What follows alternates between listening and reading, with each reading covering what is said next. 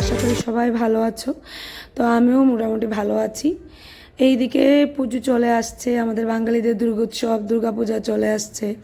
তো বাঙালিদের দুর্গাপূজা মানেই তো ঘরদোর ক্লিন করা, পুজোর কেনাকাটা, যার যেরকম সম্ভব তেমনের সাধ্য মতো তেমন কিছুর মধ্যেই করা। তো এইদিকে দেখো, কেনাকাটার কথা আজকে নাই শেয়ার করলাম, কিন্তু ঘরদোর তো ক্লিন করতে হবে। তেমন কিছু ময়লা নেই, কারণ প্রত্যেক দিনই তো একটু না একটু ক্লিনিং ডাস্টিং হয়ে থাকে।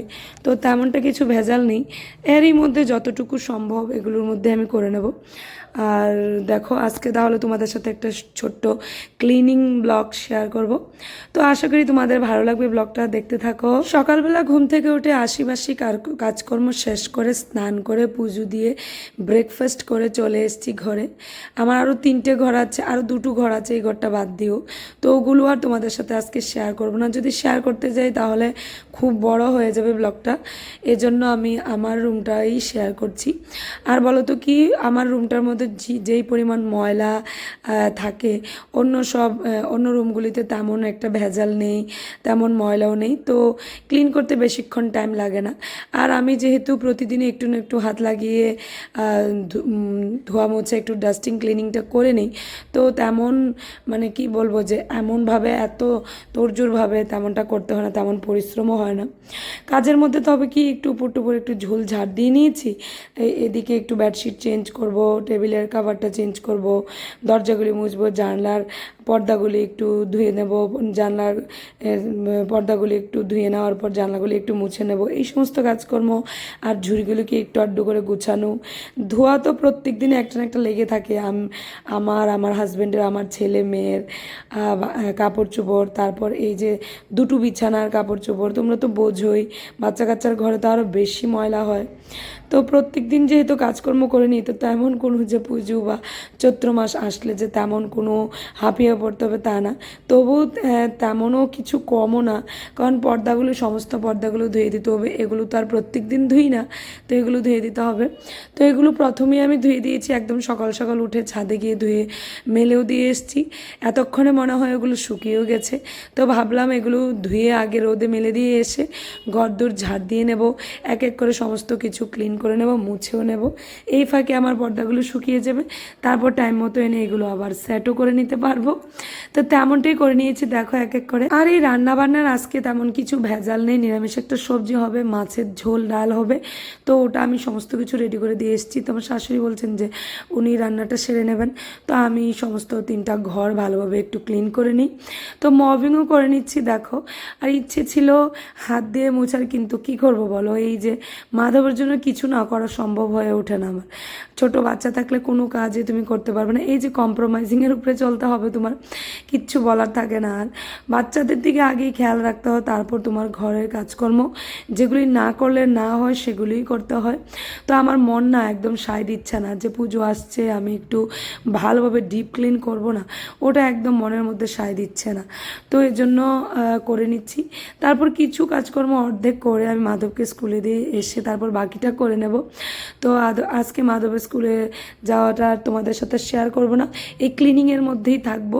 তো ওইদিকে রান্না যেহেতু কমপ্লিট হয়ে যাচ্ছে, আমি এদিকে আমার মন মতো করে কাজগুলো করে নিচ্ছি। তো ওকে সকালে একটু খাইয়েও নেব, খাওয়া দাওয়ার একটু আয়োজন করে নেওয়া হয়েছে। আর আমি ব্রেকফাস্ট সকালবেলা আজকে ওটস করে নিয়েছিলাম। জানি যেহেতু আমার একটু ভারী কাজকর্ম, হেভি কাজ করা হবে, তো আগে আমি ওটসটা খেয়ে নিয়েছি। তো দেখো, এদিকে কথা বলতে বলতে মবিংটাও সেরে নিয়েছি। আর এই যে বেসিনটা, এটাকেও একটু ক্লিন করে নেব।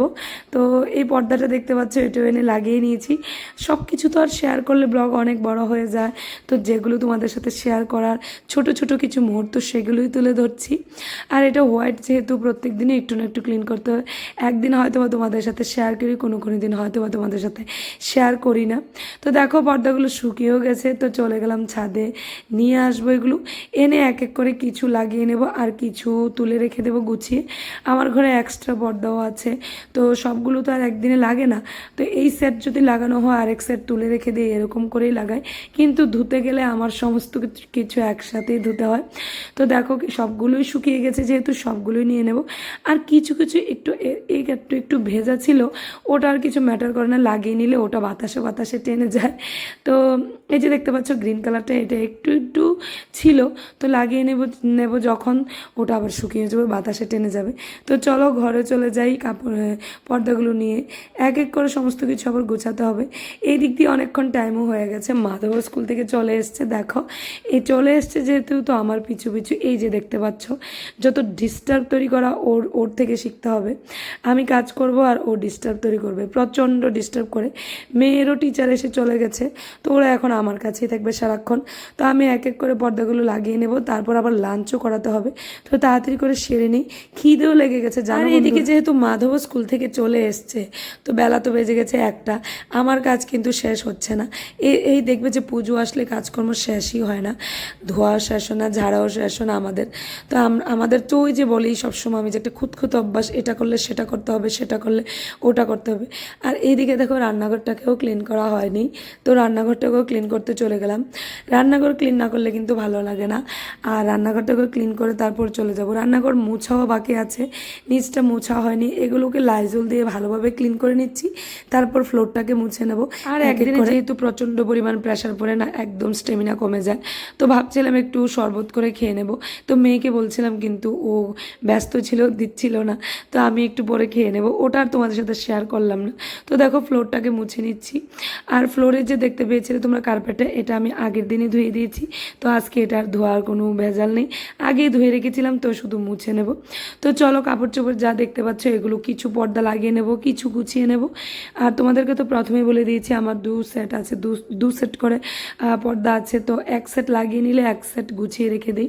কখনো কখনো গুছিয়ে রাখলে না ইচ্ছে আর ময়লা হয়ে গেলে লাগানোটা খুলে রেখে দিই, বিন ব্যাগে রেখে দিলে না কয়েকদিন পরেও ধুয়ে দিলেও হয়, কারণ অনেক সময় ইচ্ছে করে না দেখবে। তো দেখো ঘর দূরও গুছিয়ে নিলাম, ক্লিন করে নিলাম, এখন এক এক করে কাপড় চোপড় গুছিয়ে নিচ্ছি। আর এদিকে লাঞ্চের টাইম তোমাদেরকে বললাম যে হয়ে গেছে। তো লাঞ্চ কী করা হয়েছে তোমাদেরকে একদম ব্লগের শেষে দেখিয়ে দেব। তো খিদেও লেগে গেছে, তোমাদেরকে এটাও বলে দিয়েছি। তো চলে এসছে যেহেতু মাধব, 1টা বেজে গেছে, তো এক এক করে লাঞ্চের পর্ব শুরু হয়ে যাবে। হাজব্যান্ডও চলে আসবে, ছেলেকে খাওয়াবো, মেয়েকে খাওয়াবো, তারপর আমি খাবো। আমার আবার সেই দুপুরবেলা একটু ন্যাপ না নিলে, একটু চোখগুলি না লাগালে হয় না, একটু ঘুমোতে হয়। তো সেটা না করলে না আমি একটু রিফ্রেশমেন্ট ফিল করি না।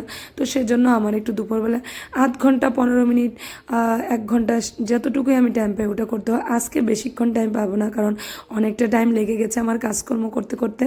তো যতটুকু সম্ভব ততটুকুই এনার্জেটিক ফিল করি না আর কি। বিকেলবেলা আবার রিচার্জ হয়ে উঠতে পারি না যদি দুপুরে না। তো বন্ধুরা সব কিছু মিলিয়ে আজকে এই ব্লগটা আশা করি তোমাদের ভালো লাগবে। ভালো লাগলে লাইক করবে, কমেন্টস করবেন, শেয়ার করবে। তো টিল দেন বাই বাই, সবাই ভালো থাকবে, প্লিজ সাবস্ক্রাইব।